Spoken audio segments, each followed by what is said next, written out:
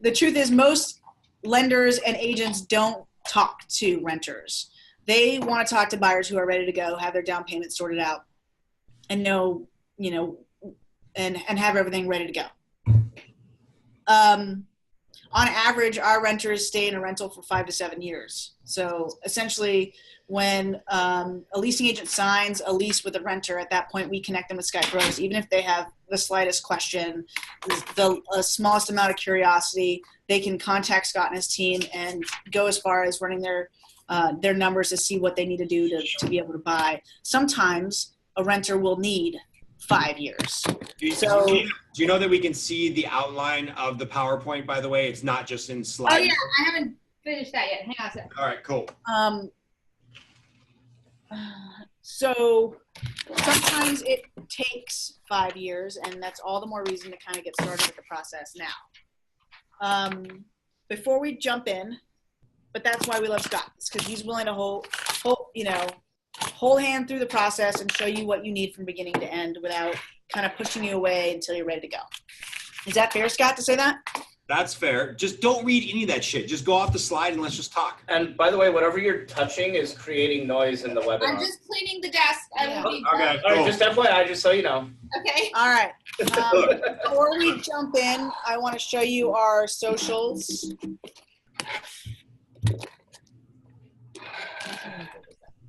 Okay. So before we jump in, I want to show you, if you want to follow us on social media, we're at The Rhino Girl with Instagram, and on Facebook, The Rhino Girl. We have some pretty good real estate porn up there for you weirdos. And we also have a lot of events at our Highland Park location, yoga and Zumba and breath work and a lot of fun stuff. Don't go to that slide. I'm just practicing. So our next event is actually on February 10th. It's the NELA Art Crawl. It should be pretty cool. We connect with B-Soup Collective, 5 badass chicks who will be featuring their art. We'll have wine, etc. Okay. You couldn't get one badass dude? Just all the artists are women? It starts at 2. Yep. Yeah. Though I will say, I just wish you can remind me. I will say that this month's event is actually themed erotica art. So usually our events are children friendly, but this one might get a little dicey. So maybe leave them in the car or something. I'm coming in. All right, the agenda for the day. Slide, switch, please. Why buy curious? Also, if you are thinking buy, BY curious, talk to our assistant Jimmy. He could help you with that.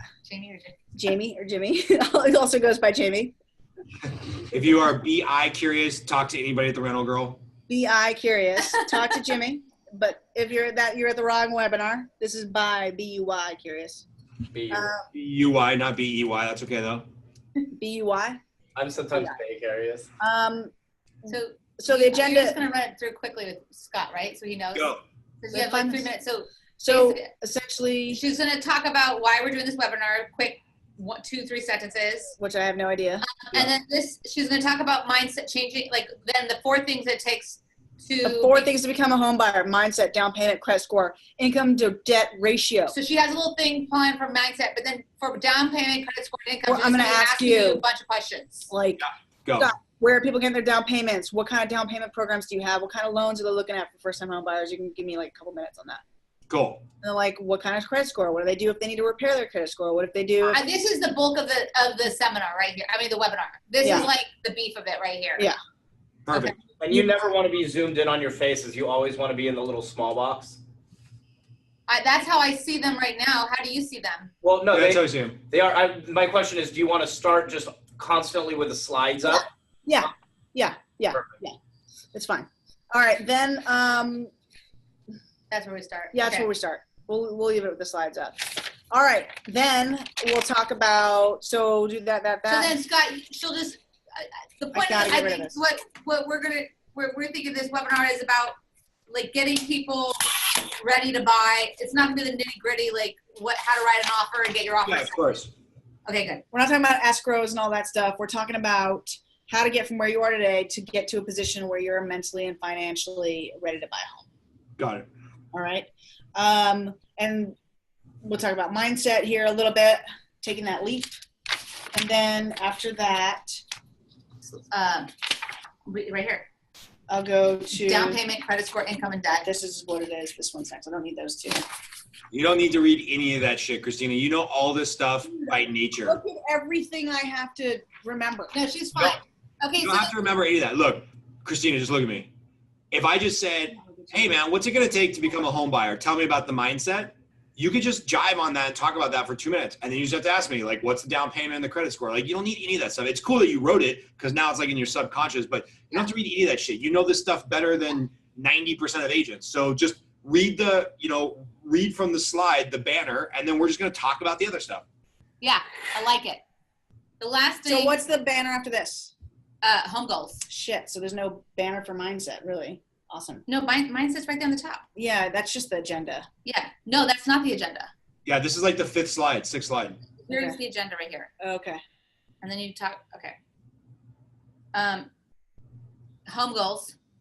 Okay, so after those 3 questions, I'm talking about home goals and expectations. Yeah. Not planning for your first home just to be a house with a white picket fence, but it might be a duplex, Might be a condo. Yeah. Yeah, perfect. You talk about location. It might not be in Los Feliz. It might be in East Hollywood. Yeah. What's next? Well, wouldn't you talk about a fixer then at that point? Yeah, you can talk about fixtures. Yeah. Exactly. Okay. What's next? Call the Rhino Girl or take me out for coffee, or and we'll get you connected with Scott's team. Perfect. Easy. And we'll create a roadmap so you can start planning. That sounded so horrible. Q&A. Let's tour MacBook, and I have to say the MacBook microphone sounds really good. It does sound good. Yeah. Q&A. Cool. Perfect. Yeah, Q&A. Great. And then that's it. I And literally. then I added your guys' contact so that if we share the PDF, people have the contact. Cool. And I'm gonna tell people when we start, Christina, that this is an ongoing monthly seminar we're gonna do. So if you're watching this, if you're watching this replayed video, by all means jump on. Schedule a call, schedule a consult with the Rhino Girls, the Rhino Girl sales agents. But also jump on Next Time Live and ask questions. That's what we're here for. Okay. Is it smart for them to contact us first or you first? I don't care. Okay. Both work. I had a dream where we were signing off and I was like, contact the Rhino Girl. And you're like, no, call me. And I was like, no, call me. And you're like, no, call me. And we went back and forth. So awesome that you're dreaming of me. And I was thinking that eventually we could get it where, Scott, you're like, okay, I ask everybody for 2 years tax returns, the last 4 months bank statement. Right. And then that way we can meet them first and be like, okay, this is what Scott's going to ask for. Let's get it together. I'll send everything over to Scott, and then we can set up a conference call. So we're the groundwork for you. Perfect. Is it weird that you can see people walking around in the freaking office behind me? Just it's going to be a pain in the ass because then they're going to print them, then they're going to lose them. I know Justin disagrees. I'll just meet him at the statue and hand it out. I'll fight with Justin about that. Okay. And do you want me to text people from your phone? Yes, I do. So I'll work on it. Oh my God. How are you going to see the questions? All right, we got to broadcast. How do you see the questions, Scotty, with the slider? How you see what? How do you see the questions with the slide up? What questions you mean? Well, if people People want to ask questions. Oh, don't worry. There's a chat box. There's a whole everything. Pop up? Yeah, I'll take care of it. Oh, you'll take care of it. Okay, cool. You run the slides. I'll run everything else. Can you make up questions if nobody asks questions? What's that? Can you make up some questions if nobody asks anything? Yes, I can. Okay, good. So you can hit. Or if there is nobody. All right, let's broadcast because it's now 2 o'clock. Okay. Yeah, well, Okay. I'm going to broadcast. Everybody can hear what we're saying now if anybody jumps on. Okay. All right. And Chris, make sure that just a live, don't have to have a register thing is sent out right now. What? Oh, he's not talking to me, right? And Christina, since this has to be recorded and we're going to send it out on your social media, you and I have to shut our mouth now for 10 seconds, which might be the hardest thing for us to do, so they can get a nice pause and nice, even quiet. So we have to be quiet for 10 seconds now. Go.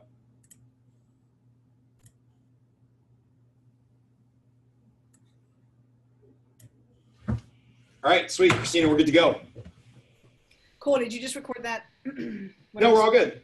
Awesome. All right. Are we live? Are we doing this? We are. All right, great. Well, welcome to the Buy Curious webinar. Thank you for joining us. And this is going to be recorded. So if you are watching this over again, we're going to give a link out, I think, so that people can watch this at a later time. But if you're also looking for the BI Curious webinar, that's somewhere else. This is about real estate. Totally different webinar. Well, yeah, that's Jimmy, our assistant, actually. So just Jimmy at the Rhino Girl. He can help you with that. Anyway, I'm Cristina Brow, and I'm a sales agent with the Rhino Girl.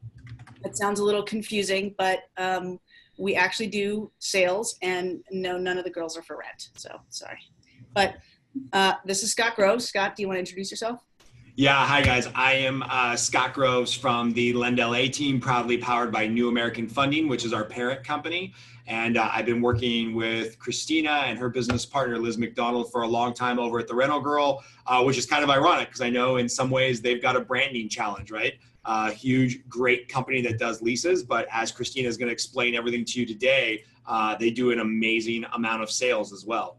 Yeah, so most of you will recognize us because we're the #1 or the top leasing agent in LA, but actually we kick a lot of butt with sales. We're up to 10 sales agents now, and we're a force in the Northeast LA area for sure. Also, we're very heavily reviewed on Yelp, so that's always a positive. I work with the Rhino Girl clients. I help sellers. I help buyers, landlords, renters, everything. And essentially we're here today to help guide renters to getting into the mind frame of becoming a future buyer. Scott is our preferred lender, and he's not our in-house lender, he's our preferred lender, and he doesn't actually pay us anything for that. You should though, Scott, you should consider it, at least a free meal or two. I wish I could. Unfortunately, compliance says no. So I just have to keep doing a good job for you and your clients. So you keep making cool little cartoon pictures of me like this guy who's so much better looking than me in person. I like the jawline. But Scott's our preferred lender because he shares our passion and enthusiasm and patience with helping renters for the long haul. Traditionally, our renters are in their units for 5 to 7 years. Sometimes that's how long it takes for a renter to make the shift to become a buyer. At the very beginning stages, we actually connect our renters with Scott and his team. Even if you have the slightest question or the smallest curiosity, you can run numbers with Scott and see what you need to do. A lot of this stuff takes a lot of time because of budgeting, obviously, any sort of credit repairs, income, etc. So Scott's always been there. He, whether it's a phone call or a meet, that's why we love him, basically. But before we jump in, I just want to share our social media stuff for all the youngins out there working the phones. Instagram is at the Rhino Girl. Facebook, the Rhino Girl. We have lots of new listings, a lot of cool stuff on there. We also post up there about our upcoming events with the Rhino Girl at the Highland Park compound. From yoga to breath work to Zumba for all the moms out there that want to, pump and sweat with me. And our next event is February 10th. We, with Bee Soup Collective, badass 5 female artists that showcase their art. We'll have live music, wine, and those like cheese logs that have like the blueberries wrapped around them that like are crazy good. So anyway, definitely come by 7 o'clock, February 10th for that.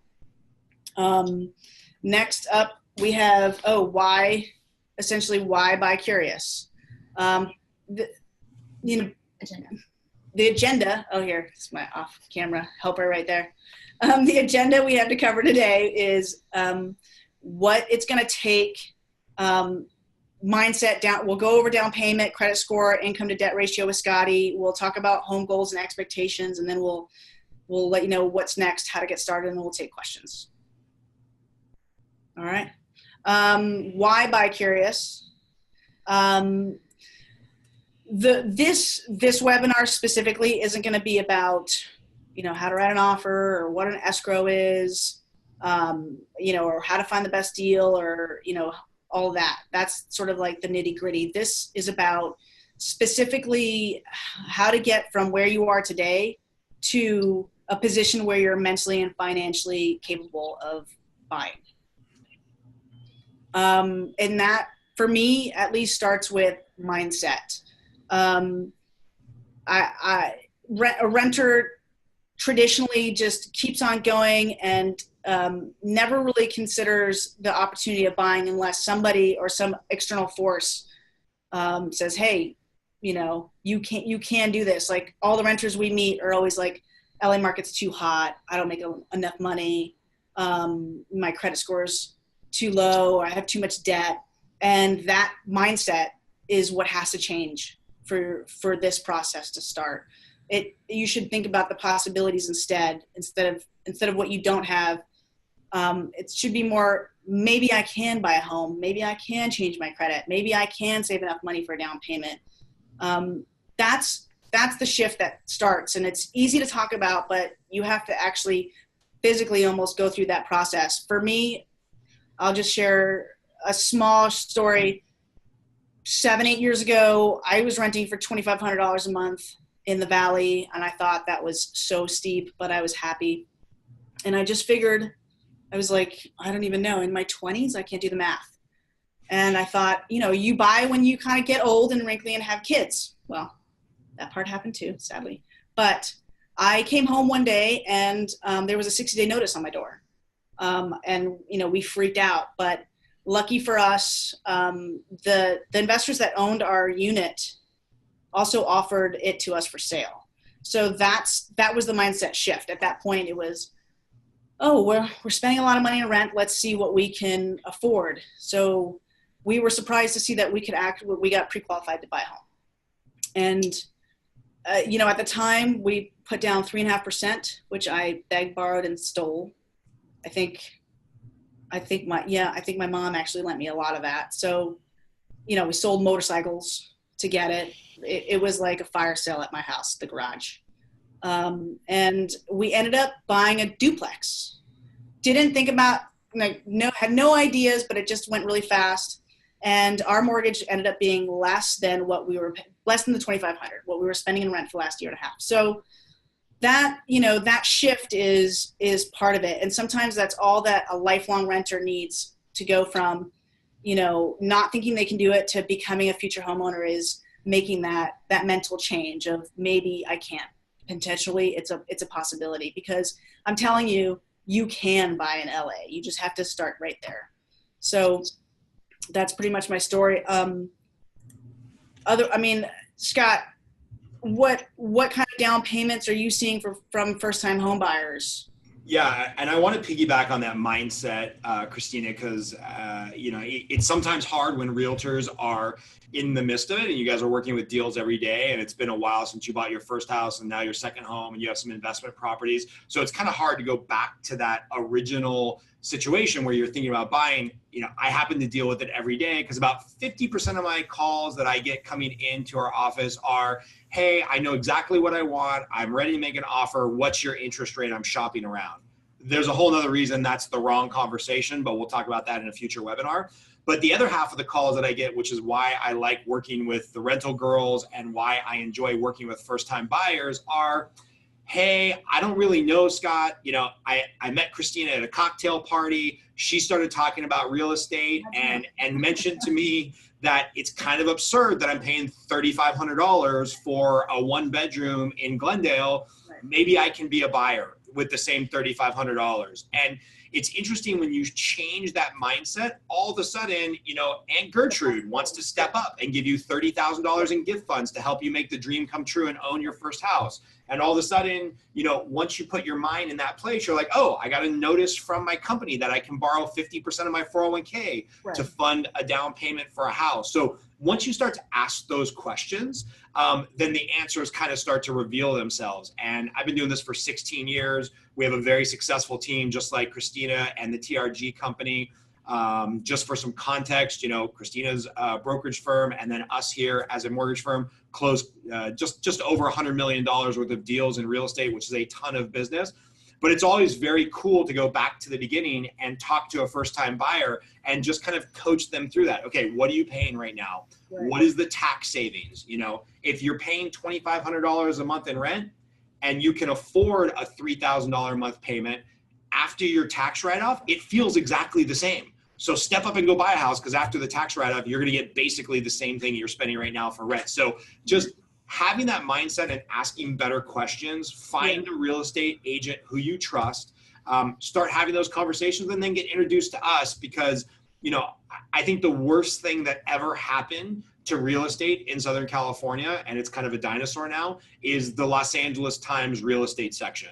Because the Los Angeles Times real estate section, I've been doing this for 18 years. I would pick that up every Sunday and read it. And thank God print media is almost dead. Most people are getting their stuff online. But, you know, for 40 years, that publication, that circulation was putting out so much misinformation about real estate, what it costs to get into a house. And, you know, with a down payment, depending on the areas, of course, depending on credit, there's 50 different variables that go into a loan scenario. But in general, you can get into a house for 1% down or 3.5% down, or with 100% gift funds from a family member, or you can get two people together and buy a duplex. So there's so many ways to make home ownership realistic. And if the buyers open up that mindset and they're like, hey, I don't have to live right in prime Silver Lake so that I can always walk to my favorite coffee shop. I'm more interested in growing wealth through real estate. So maybe I'll move out to some outlying areas. Maybe I'll buy in, you know, Lincoln Park or Lincoln Heights instead of Silver Lake. But guess what? Instead of pissing away $3,500 a month in rent, you're now building equity in an asset that historically has just continued to rise in Southern California. So I'm really glad you started here with mindset, Cristina, because so many people start with, what's the down payment? What does my credit score have to be? Don't even start there. Just start with the fact that, hey, I might want to be a buyer. And that's a perfect mindset to get into. Yeah. I mean, I think it's especially relevant for the Los Angeles rental market, obviously. You know, it gets into that bracket where it's looking more and more like a down payment, a mortgage payment. So, I mean, where are you seeing first-time home buyers get their down payment funds right now? From friends? Are they coming with 3%? Are they coming in with gift funds? What are you seeing the most of? I'm seeing about a third. So I'm seeing about a third of people be, you know, really mindful and very prudent with their savings, and they're cobbling together, you know, 5 or 10 or 20% down. So 30,000, 50,000, 200,000 in some extreme cases. They're cobbling together enough money for their own down payment. They've kind of bootstrapped it. They've done it on their own. They know that they wanted to buy a house. Right. And so they probably started a couple of years earlier, starting with that. Exactly. Yeah. Started a couple of years ago. Generally, of that, let's say a third of buyers, I would say half of those are young couples, maybe having their first kid. They've put together some money. They know they want to buy, so they have some more stability in a neighborhood or a school district now that they have their first kid. Or a lot of single women. I actually read a study that single women are grossly outpacing single men, especially in major metropolitan areas. All the single ladies are going to be crushing men in their net worth in about 5 years because they're just having the mindset of getting into a house. So anyway, so that's about a third. And then a third of people that I'm seeing are move up buyers, right? So they bought something 5 years ago in the Highland Park, Eagle Rock area. They did exactly what you said, Cristina. They sold the motorcycle, they made some sacrifices, they got into a house, and now lo and behold, 4 or 5 years later, they're sitting on a pile of $200,000 or $300,000 in equity on their house. They're selling and they're moving up to a bigger house, or they're moving up to the suburbs, or they're putting 50% down on a $600,000 McMansion out in Valencia or whatever. That's about a third. And then another third, and I don't think I'm in this spot. I don't think you're in this spot, Cristina, but it's a really nice spot to be in. About a third of my clients are coming in with sizable down payments from mom, dad, grandma, grandpa.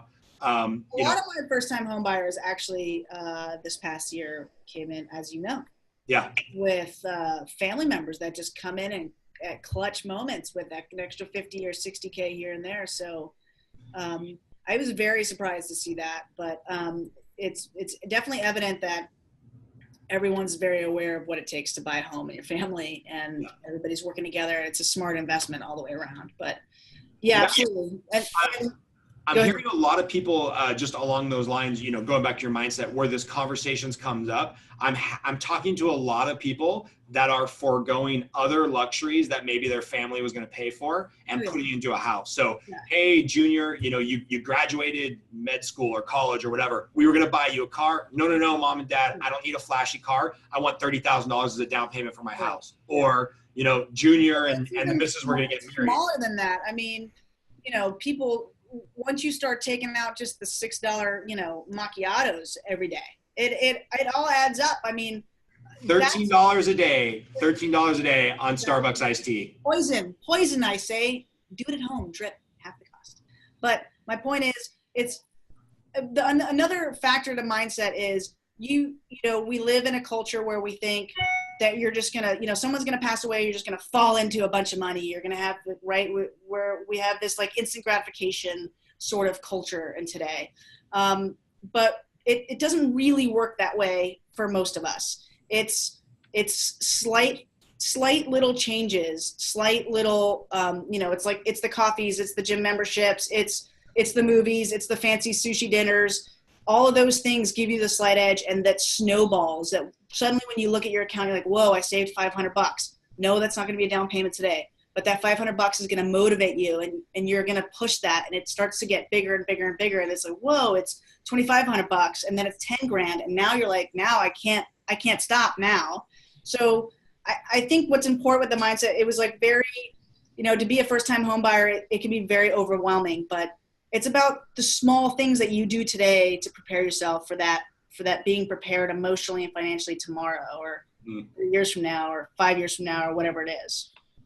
And the truth is, a lot of the people that are renting, you know, I don't have any judgment about renters because they're a huge cross section of our first time buyers. But sometimes people are renting because they've had credit challenges, or they've had problems in the past buying a house, or they didn't have the down payment saved, or, you know, what happens a lot of the time in LA is people transition from being a W-2 standard employee, as you might, to, you know, they start their own business, and they're venturing into that realm. So, you know, kind of going into these three different things of down payment, credit score, income and debt ratio, all of those things we can work on when you start with Cristina or any of the other buyers agents with the Rhino Girl sales team. You know, just let them know you're interested, because there might be something about your down payment, your credit, your income that a lender needs to help you evaluate. Almost everybody, if they don't have 3 knocks on all of those, they have at least one. I mean, I would personally say.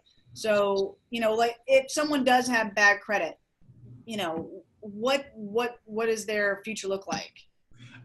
You know, the way that I look at it is the people that are in the worst possible scenario, meaning they don't have much of a down payment. Their credit score is suffering because of some reason. And, you know, maybe on their last tax returns, they got a little overzealous on what they wrote off, and they don't show a lot of income. It takes 1 year to fix all of those things. You know, if you're really diligent, that's a long year. And do you need 1 or do you need 2 years? You can usually get away with 1 year of tax returns in most scenarios. But, you know, I put a lot of people on the path to home ownership. So I always say we don't really decline anybody here. We take their application, we assess their financial status, and then we give them a path to home ownership. I say, hey, you got to pay off these 3 things. You got to save 20 grand. And the next time you file your taxes, let's not write off everything. Just write off the things that are true business expenses. And, you know, it's really awkwardly satisfying. It's like a proud daddy moment when I have somebody come back a year later, and I've forgotten their name, quite frankly, and they say, Scott, you know, it's Beth. Last year you told me to do these 5 things and I could own a house, and I did those 5 things. I'm ready to own a house. And I'm like, wow, that's awesome. So yeah, it's like this proud daddy moment. So I mean, essentially that's why, you know, I came to the Rhino Girl, because obviously my experience, I didn't come from a history or family of money and, you know, big homes. We were renters, you know. I split a room with my mom for many, many years. So I think that's gratifying for me too, is to work with renters who either just don't know that they can buy or don't believe that they can buy. You know, if you call me and you don't believe you can buy, go buy me a cup of coffee and we'll talk about, I will convince you can buy, because if you know me and I can buy, anybody can buy. It may take time and it's going to take work, but you can buy. And that, you know, essentially, I guess I wouldn't be so passionate about it if buying that first property in 2010 didn't change my life. You know, it afforded me to quit a 17-year career and, you know, essentially, you know, raise a kid. So you know, and then change careers. So essentially that moment changed everything. So I will offer my time. I will offer, you know, my ear. I'll be, you know, motivational. I'll be your accountability partner. I will, you know, if you need to call you at 7 a.m. and be like, you know, pour that drip coffee and don't go to Starbucks and don't forget, you know, this is the path and this is what you want. Like when I end up handing over those keys, it's super gratifying for me. I think Arash right now is working, you know, one of your team members is working, you know, with a client that can only afford $250,000. And some of my clients are in the 1.4 bracket. So, you know, we're from top to bottom. It's all good, you know? And you know what's funny is each one of those clients, I'm not talking about your clients specifically, I'm talking about all clients. Each one of those clients have their own set of problems, right? So the people that are buying in the $300,000 range and they've got to go out to Azusa because they're like, hey, I really want to buy a house. There you go. I really want to own a house. I want to, you know, start to put down those roots. Right. You know, they've got a problem with commuting, right? That's just reality of living in LA. Yeah. But the truth is, I've got 1.4, 2.4, 3.4 million buyers that are like, I can't get what I want for that price point because, you know, in my mind, rationalizing that I'm going to spend $3 million on a 2,400 square foot house where, you know, rich people problems, if we want to call it that, you know, I don't have a room for my nanny or I don't have a guest room for when my mom comes in from out of town and she's going to give me $1 million as a down payment and I don't have a room for her to stay in. Like everybody's got problems when they go to buy a house. Yeah. And I'll tell you what's interesting, and I think, Cristina, you've experienced this. I've had clients that have been in my pre-approved pipeline for over 4 years. And they can't pull the trigger. Yeah, and they can't bring themselves to pull the trigger. And I get that. Like, I totally get it. What's going up? And meanwhile, you know, the neighborhood they were looking in 4 years ago, Eagle Rock, well, 3 years ago, they got priced out. Yeah. And then they wanted to go to Highland Park. Well, 2 years ago, they got priced out. And now they were looking in Boyle Heights, and now they're priced out. And meanwhile, if they would have just pulled the trigger and realized, like, hey, the first home I buy is not going to be my forever house, right? Like, right. Cristina, you and I did not marry the first person who we dated.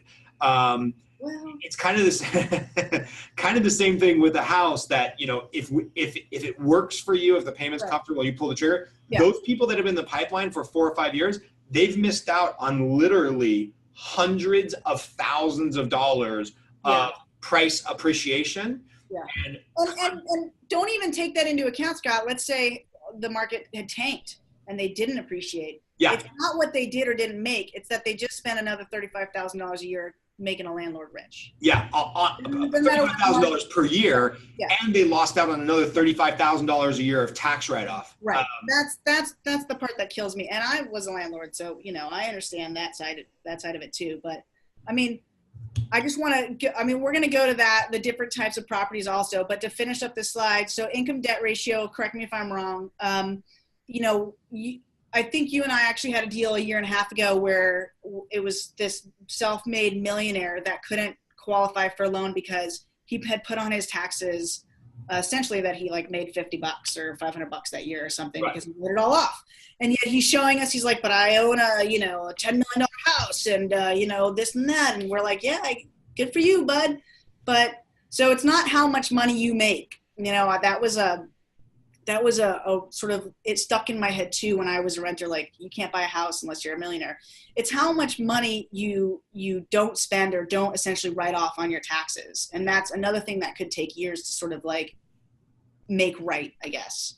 Yeah, we could talk on this point forever. Just if you have any questions about what's going on with your income or taxes, call me, shoot me an email, we'll figure it out together. Yeah. So don't spend it all, I guess. Save some of that. So if we're going to the other slide, we can talk about exactly what you started to touch on, which is home goals. So people have this sort of like preconceived idea, this expectation that they're going to get the house with the front yard and the white picket fence and 2.5 kids. Even though like that half kid idea was always weird to me, is like the bottom half or the lower half. But my point is, you feel like that's a natural progression. It's like high school to, college to work. You just go from renting to a home, like a single family home. But that may not be the first step to your perfect home. Like you were saying, Scott, you may not marry the first one. You're I think not going to marry the first one. It's not going to happen. you married the first 4 or 5 though, right, Scott? No, I'm only on number 2, smart ass. Okay, whatever. So my point is, my first property was a duplex. And you know, a lot of renters, young renters say like, I don't know how to handle a duplex, or I don't want to live next door to, you know, my tenant. I'm like, bro, you're renting right now in WeHo. You're living right next door to like 50 people. So you can live right next door to one other person. Right. You know, you might be in a condo. And, you know, we also, you know, we're getting more TIC units, which I can go into more. You know, maybe the location is going to be different. Maybe you're going to buy a fixer, you know, cosmetic fixer. You know, maybe you live in Los Feliz and you're like, well, I got to buy in Los Feliz. Well, if you don't have 1.5, you're probably not going to live in Los Feliz. But, you know, there's a cool house in Pacoima that's for sale for $500K. It's 20 minutes away from North Hollywood, you know, come down the 5 and you're with all your friends in Echo Park. Like, you know, there's options. My point is like, don't fixate on your neighborhood and the perfect home with, you know, however you see it. It's a process, right? You have to kind of invest in the market first before you know, you're not just going to instantly get everything that you want on the first swing. And if you do, then you do, you're very lucky. Yeah. And you know, what's weird. People understand this organically with cars or clothes or any other consumer product. Like people understand that they buy the Toyota Corolla when they're in high school, or they get a used one handed down, and then they get this, and then maybe they get a Lexus. And then if you're really a car guy, one day in your 40s, you get the whatever your dream car is, Porsche, Corvette, Jeep, whatever.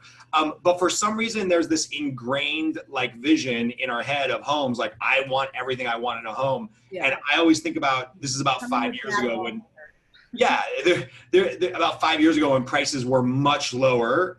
You know, I had a client call me and they're like, well, I want 3,000 square feet and I need at least 3 bedrooms and I want to live in Los Feliz. And like, I was just having a particularly bad day and I could tell that the guy was kind of a bro. So it wasn't totally out of line for me to say this, but I finally just had to cut him off. And I'm like, hey man, you know, in high school, I wanted to date Heather Locklear, but sometimes dreams don't come true. And he kind of paused and he's like, yeah, I think that's kind of the wake up call that I needed. And he ended up buying a gorgeous $700,000 house in Mount Washington that he sold years later. And we did his next loan. He sold it for $1.1 million. So, you know, it's just, we understand this in all consumer goods except for houses. So just wrapping your mind around, hey, that first house might be the cheapest condo that you can afford out in the valley, but it's going to afford you the option to get into the market, stop losing money on rent, and then start to build wealth through the tax write-offs and, you know, having something that's yours instead of something that's mine that I'm renting to you. Right. Yeah, no, exactly. Yeah.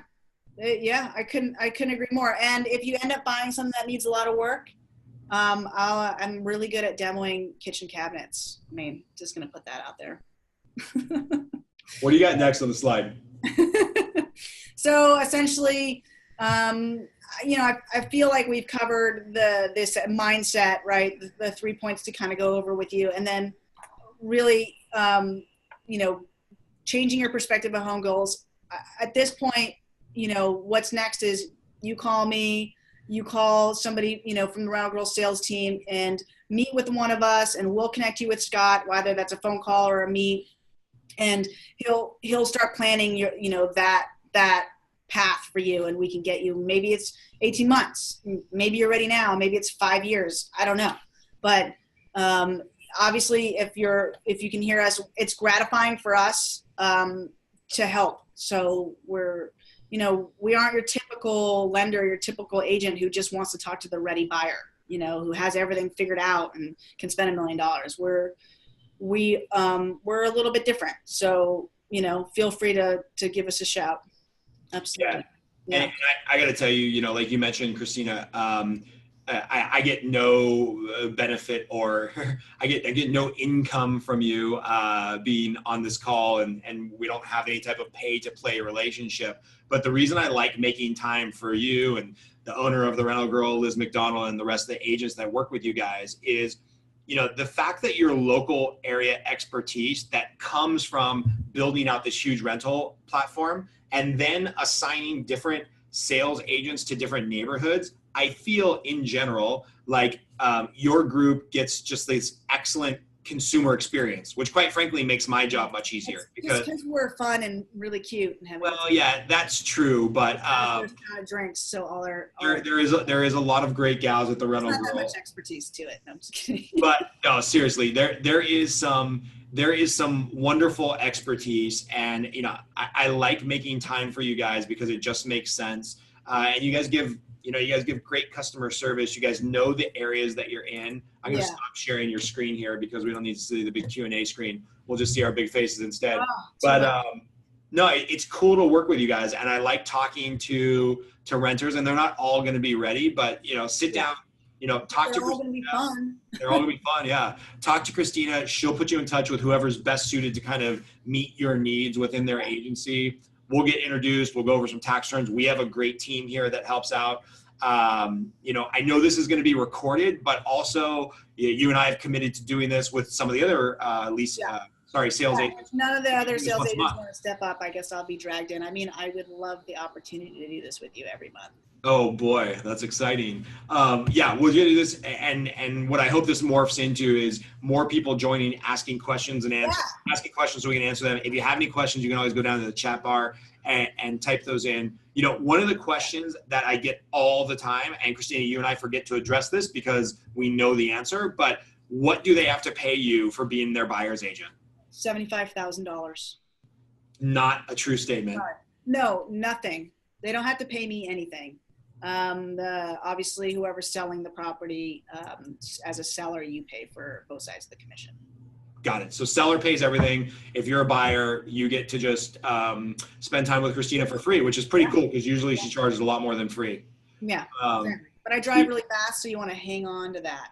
Yeah, exactly. We did have a question that was pretty interesting on the loan side. Is the amount of the tax write-off correlated with the value of the house, or is it a set amount? So let me answer that quickly. There's basically two things that you can write off when you own a home. You can write off your property taxes that you're paying on the property because those are taxes you've already paid to a government entity. And then you can write off on loan amounts up to $750,000. So most of our first-time buyers, loan amounts up to $750,000, you can write off all of your interest on the mortgage. So generally the calculation works out like this. 1/3 of whatever you're spending to own the home, 1/3 to 1/2, can be written off on your taxes. So if your mortgage, your taxes, your insurance are about $3,000-ish a month, you can write off about $1,000 a month, $12,000 a year, which means whatever your income is, take $12,000 off the top, and you're not going to pay taxes on that amount. So I hope that answers that question. Happy to answer. You need a little chart or something to get through that. But another question that just came in is, I constantly see articles, etc., on the fact that this is a seller's market. Is now a good time to buy for a first-time home buyer?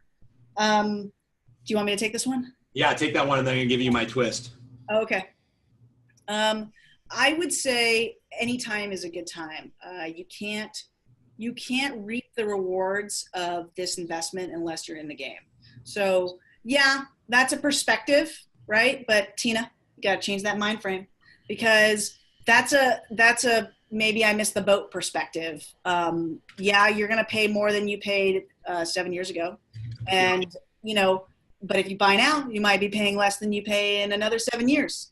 I don't know. I don't have a magic ball, but I will say, you can wait. But either way, you're gonna end up just paying your landlord. So we want to turn that so that obviously you're gonna buy something smart. We don't want you to overpay, right? So we have to be diligent about it. But start putting money in your own equity, your own house. Put that wallpaper up, girl. You know what I'm saying? So I'm going to answer this question, and in the chat box, I'm going to put an address up there, which you guys can all look up on Zillow, 2629 Roseview Avenue, 2629 Roseview Avenue, if you're watching this on a recorded line. I bought that house at the height of a seller's market, August 2008. You can look up public record.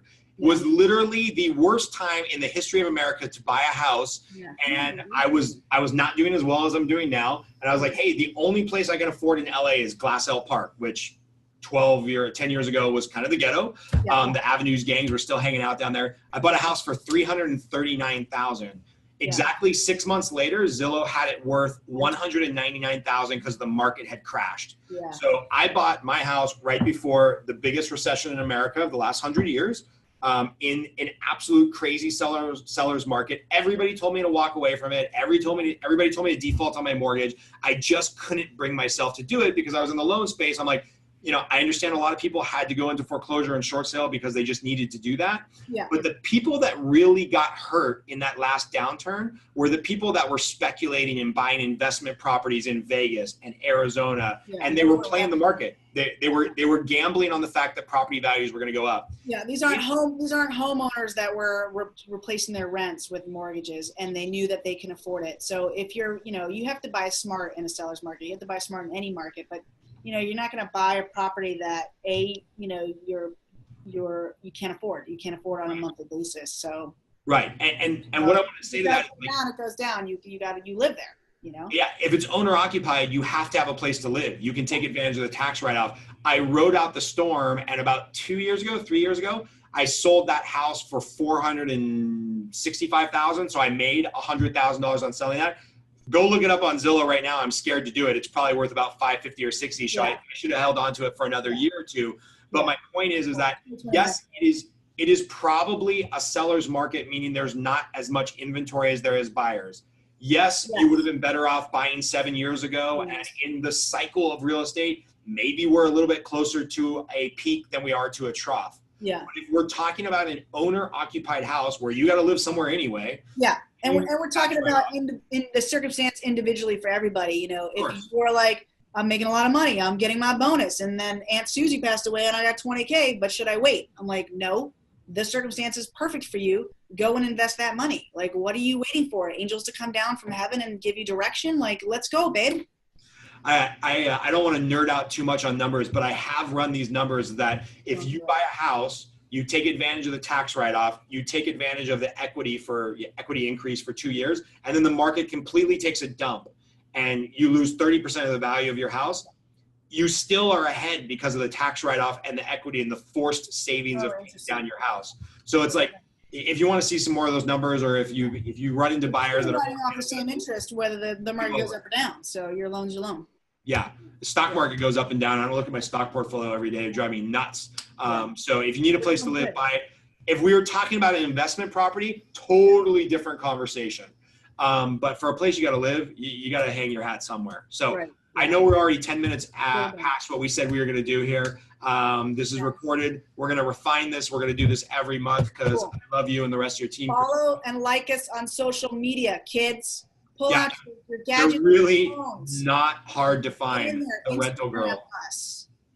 The Rental Girl is not hard to find on social media because all of them have kick-ass profiles. So True. I need to get my wife working with y'all.